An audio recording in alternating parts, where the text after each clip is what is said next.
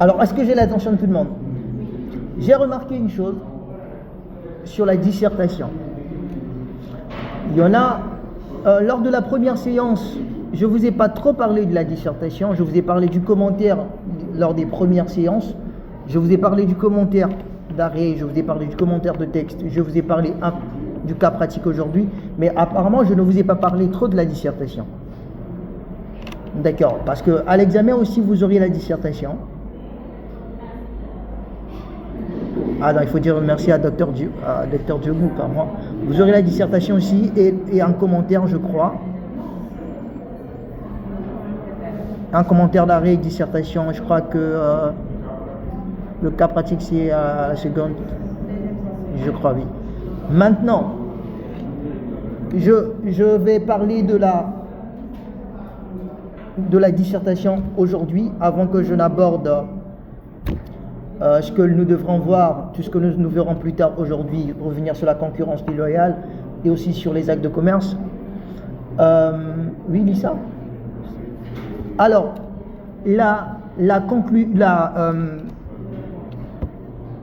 pardon, quelqu'un veut dire quelque chose? Quelqu'un veut dire quelque chose? Je vous écoute.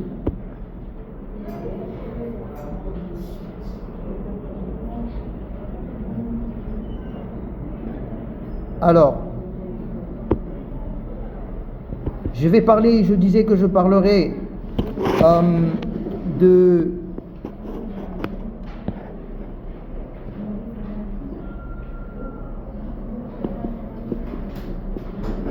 D'accord, j'étais en train de lire une citation.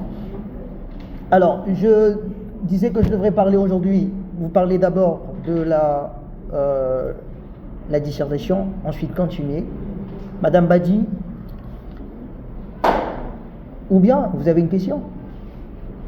C'est bon? Le problème de Monsieur Badi est réglé, non? D'accord.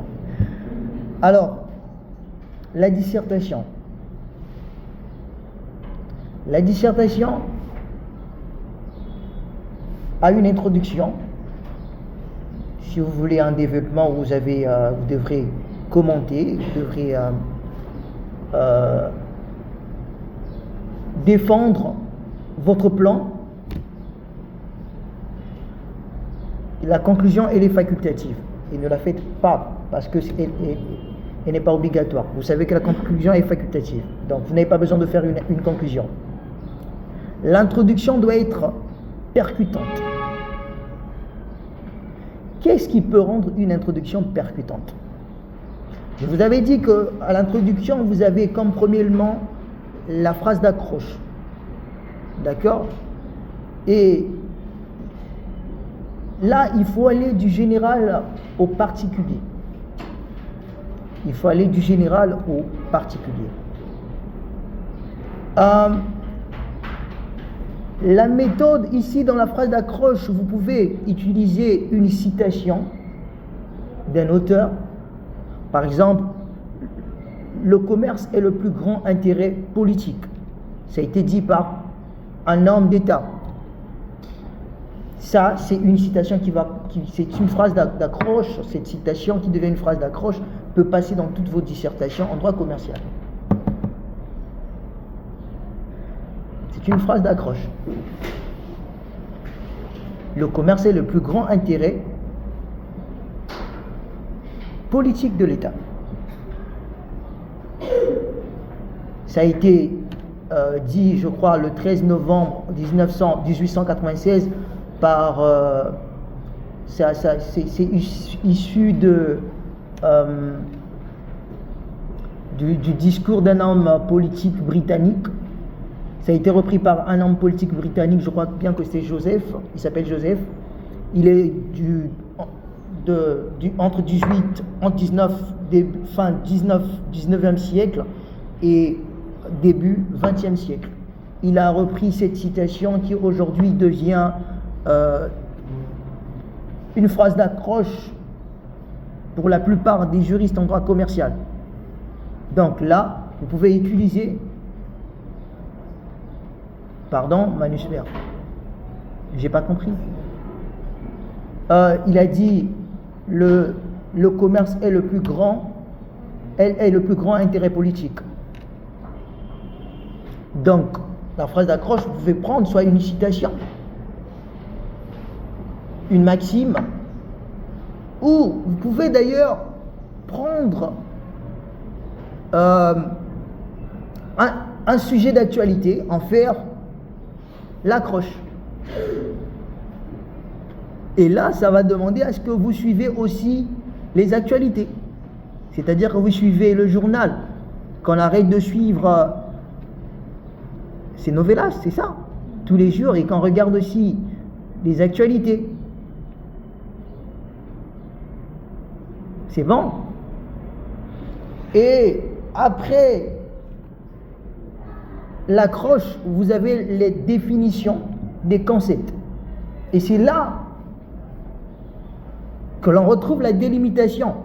Les définitions des concepts vont vous permettre de délimiter le sujet. Et tout à l'heure, je parlerai d'ailleurs du plan, de comment est-ce qu'on conçoit un plan, on arrive à élaborer un plan de dissertation. Vous comprendrez avec moi pourquoi il est important, il est impérieux de définir les termes.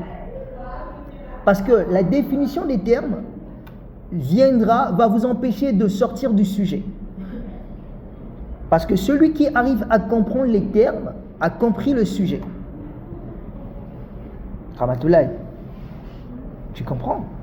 Celui qui arrive à comprendre les termes a compris le sujet. Parce que vous ne pouvez pas dégager un plan si vous n'avez pas compris le sujet. C'est pas possible.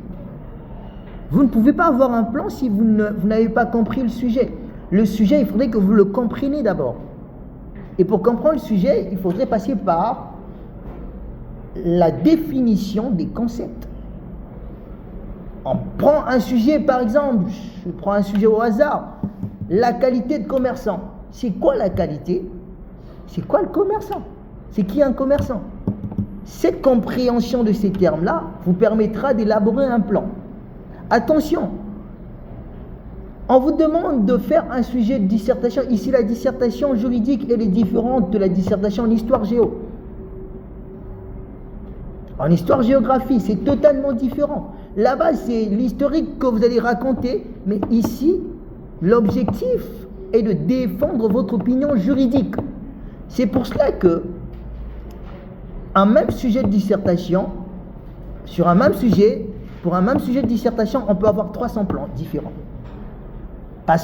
Pourquoi? Parce que ce sont des points de vue aussi qui sont différents. Il s'agit là d'avoir une idée, que dis-je, de défendre votre opinion juridique. Et cette opinion-là, vous l'organisez en forme de plan.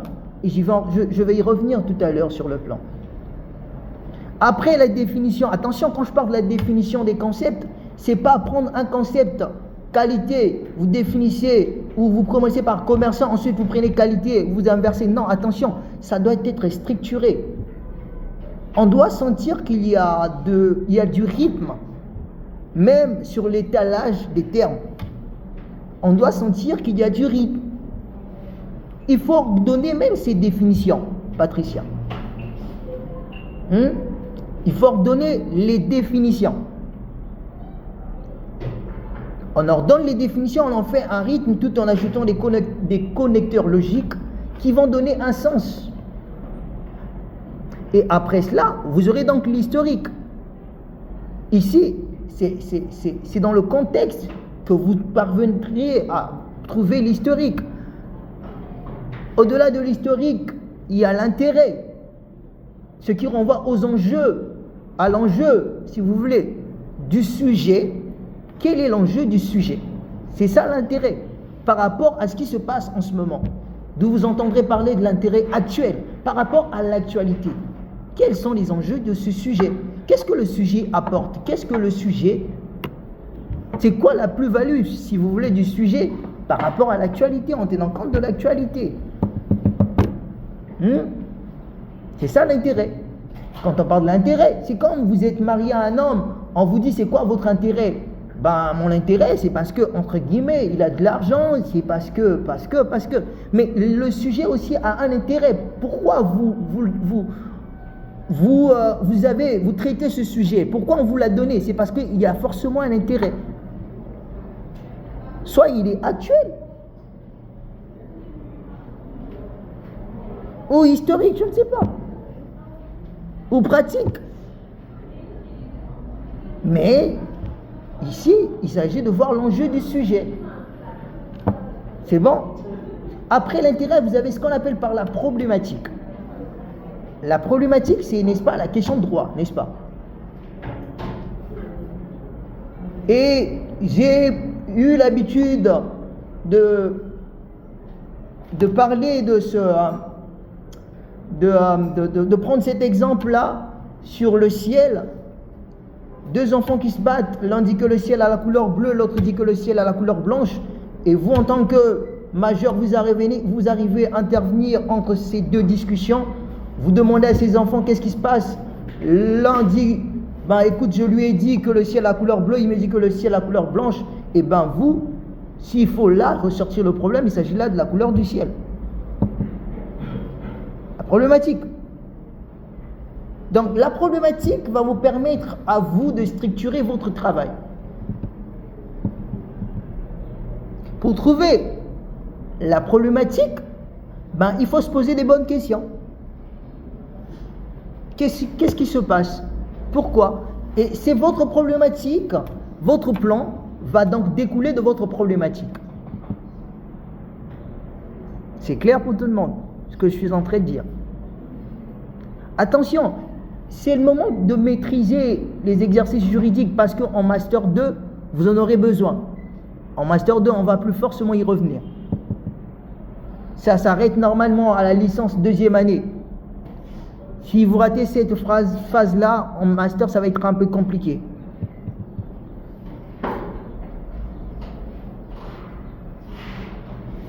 Et même pour les soutenances de mémoire, ça va être compliqué parce que vous avez raté la méthodologie. Est-ce que c'est clair jusqu'ici? Et donc, après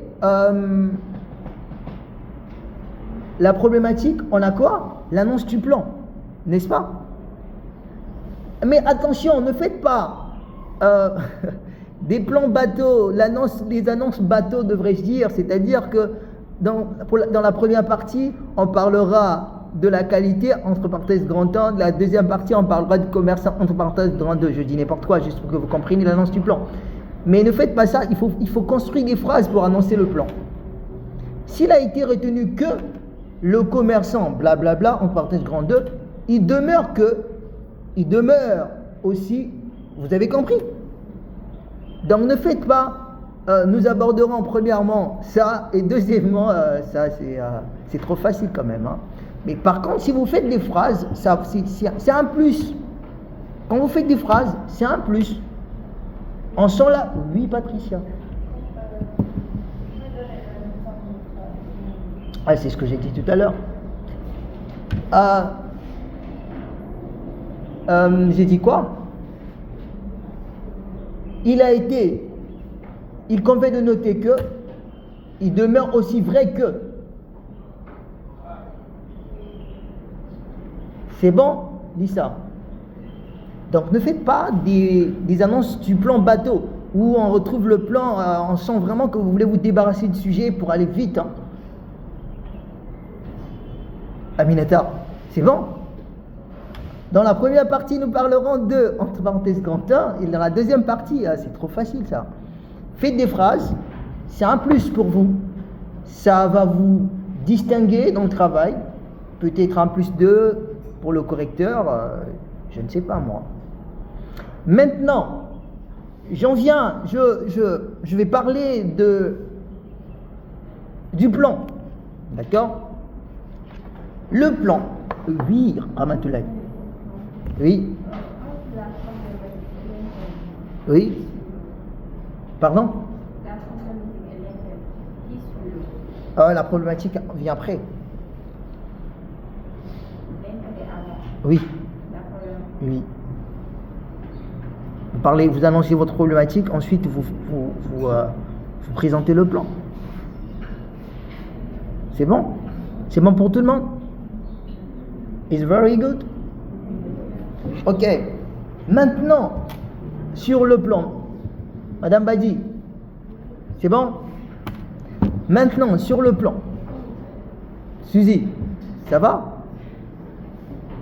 Keita, c'est bon pour toi? El Hadj. Oui. Pardon? Oui. J'ai pas. Ah, vous n'avez pas suivi avant d'annoncer le plan?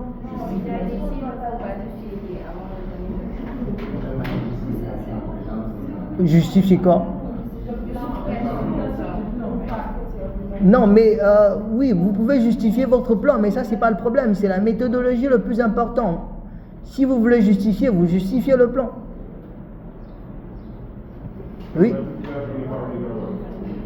Ben, la justification dont vous parlez, ben, si vous suivez toute la méthodologie, en réalité, la justification est à l'intérieur, si vous voulez.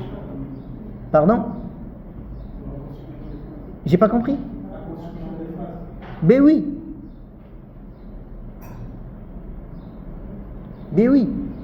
En fait, en réalité, le problème, c'est la méthodologie. Quand la méthodologie n'est pas respectée, c'est ça le problème. Vous avez l'impression, c'est comme si vous ajoutez les choses. Et respectez la méthodologie, vous vous rendrez compte que tout est à l'intérieur. Regardez votre travail. Raison pour laquelle des cas pratiques, dissertations, etc. ont pour objectif de vous préparer à l'examen final ou aux examens. Ce sont des moments d'entraînement. Ce n'est pas des moments où il ne faut pas prendre ça à la légère. Il faudrait vous entraîner. Même si ce n'est pas vous qui exposez, mais il est important que vous traitez le sujet et vous comparez avec ce qu'ont fait les collègues. Et vous regardez ce qu'il faut améliorer. Parce que demain, vous en aurez besoin. Pour votre mémoire, vous en aurez besoin pour je ne sais pas. C'est bon, je peux continuer.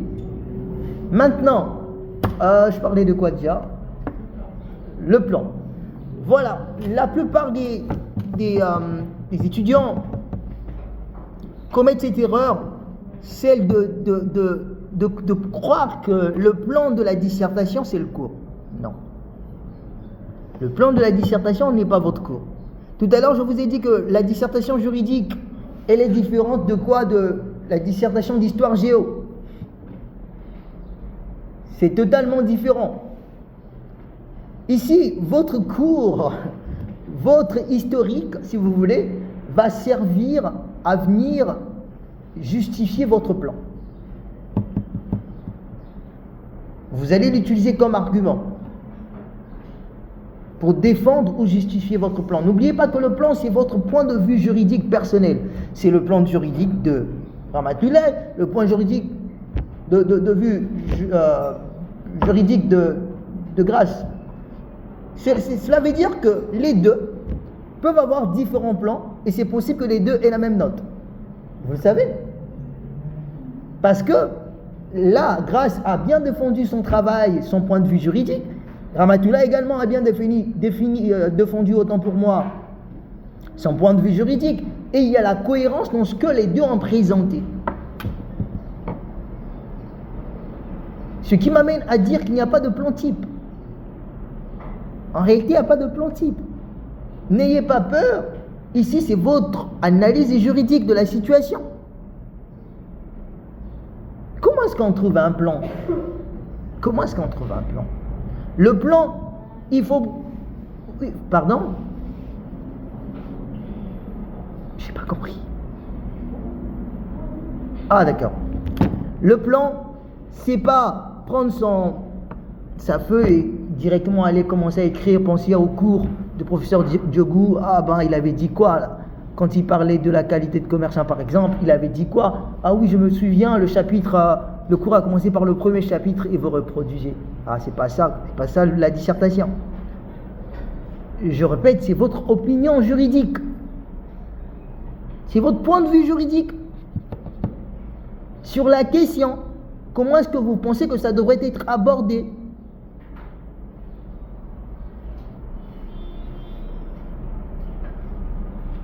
Et pour trouver un plan, le plan commence par le brouillon.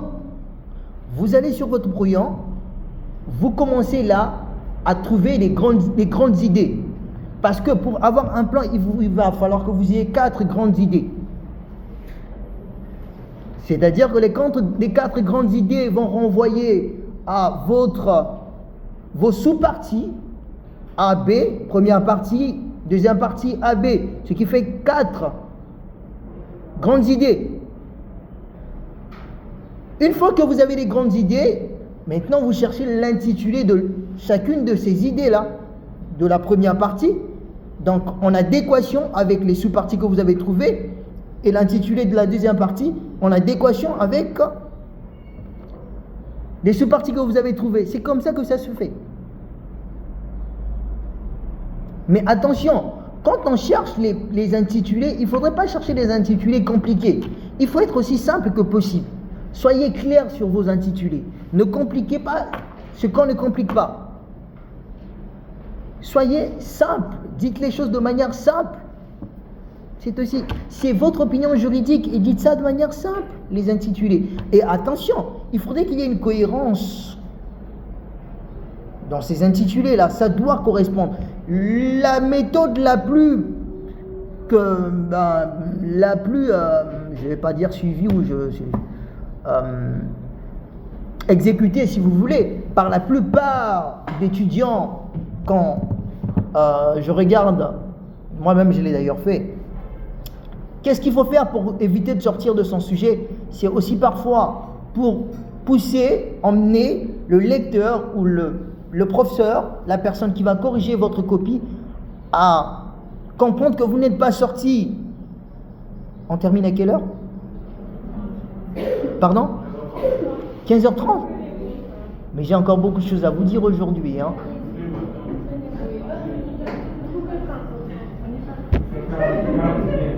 D'accord. Vraiment, aujourd'hui, vous allez m'excuser, je vais tout petit peu déborder, hein. Et donc, pour que le professeur comprenne que vous n'êtes pas sorti du sujet, qu'est-ce qu'il faut faire? L'une des techniques, Madame Badji, c'est de reprendre au moins quelques mots de votre sujet, qu'on retrouve ça, ou de votre problématique, qu'on retrouve ça, sur les intitulés. Ça trouve qu'il y a une cohérence, en fait. Que vous êtes dans le sujet. Ça vous évite aussi de sortir du sujet. Vous glissez quelques mots qui sont là-bas, vous les répétez au moins 2 fois dans le sujet et 2 fois sur le plan. Au moins, ça prouve que vous êtes toujours dans la chose. Comme je disais, si votre opinion juridique, je prends un exemple aussi simple que ça. Tout à l'heure, je parlais de la qualité de commerçant. On vous donne un sujet, une dissertation, la qualité de commerçant. Moi, je suis en train de réfléchir. Je me dis, bon, attends, l'acte uniforme, l'article 2, que me dit l'article? L'article me dit que est considéré comme commerçant celui qui... Pardon? Celui qui fait de l'accomplissement d'actes de commerce par nature, sa profession. Donc, il y a l'exercice de l'activité. Il y a la profession de commerçant. Deux grandes idées déjà que j'ai. Mais quand je parle de l'exercice de l'activité, je parle de la profession de commerçant. Comme grande idée je suis en train de réfléchir, d'analyser le sujet. Parce qu'il faudrait là donner l'impression d'avoir abordé le sujet dans sa généralité, pas une partie du sujet. Vous devriez aborder les contours du sujet. C'est bon? Et maintenant, quand je parle par exemple des 2 grandes idées que j'ai déjà tout à l'heure, je parle de l'exercice de l'activité, il faudrait que la personne qui se dit commerçante exerce l'activité, et il faudrait qu'on retrouve également la profession de commerçant. Je me dis, mais en réalité là, je suis en train de parler d'une personne physique. Donc, mon grand temps, je vais parler de la personne physique commerçante. Mais si le grand 2, déjà, le grand 1, je suis en train de parler de la personne physique commerçante, même si je n'ai pas encore les grandes idées, automatiquement, je comprends que je vais parler de la personne morale, la deuxième partie. Mon opinion juridique est là, et je défends mon opinion juridique. me dit ça? C'est ça. La dissertation n'est pas compliquée. Maintenant, mes connaissances juridiques, le cours, etc., viendront, cet historique-là viendront tous ces détails-là appuyer mes opinions ou mon opinion. C'est simple. Chaque partie, faites de votre mieux d'avoir au moins deux arguments. Vous appuyez avec un article ou une citation, si vous voulez, juridique, ou une maxime. Vous appuyez. Maximum 2, mais n'allez pas au-delà, ne faites pas 3, 4, parce que vous finirez par avoir un plan déséquilibré. Attention, il faudrait que le plan soit déséquilibré. C'est-à-dire que si, à la première partie, vous avez fait 6 lignes, à la deuxième partie, n'en faites pas 3. Ramatoulaye n'a pas compris. C'est-à-dire que si, la première partie, le A, j'ai juste écrit 6 lignes, le B de la première partie, j'ai aussi écrit 6 lignes, à la deuxième partie, le A de la première partie, j'ai écrit 3 lignes, il y a des équilibres déjà. Donc il faudrait que le plan soit équilibré. Je dois équilibrer même dans la rédaction. Que je ne donne pas l'impression que l'une des parties a été plus développée que l'autre. Il faut être équilibré. D'où la chronologie. Vous vous fixez une chronologie. 2 arguments à chacune des parties. Appuyez des exemples ou des articles si vous voulez. Grâce. C'est aussi simple que ça. Maintenant, attention, une autre précision. Les parties, les grandes parties, il faudrait qu'il y ait des transitions.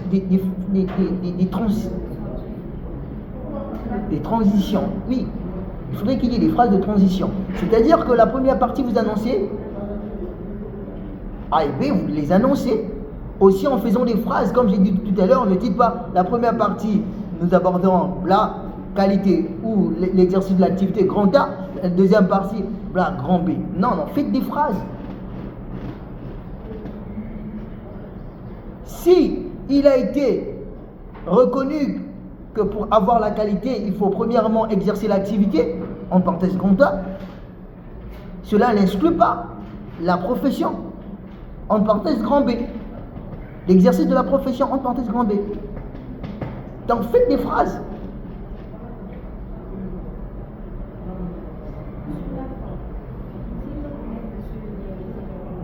J'ai pas compris. Oui. Oui, vous pouvez souligner. Moi, je les ai toujours soulignés. Et demain, si on peut souligner les 2 points, c'est à vous.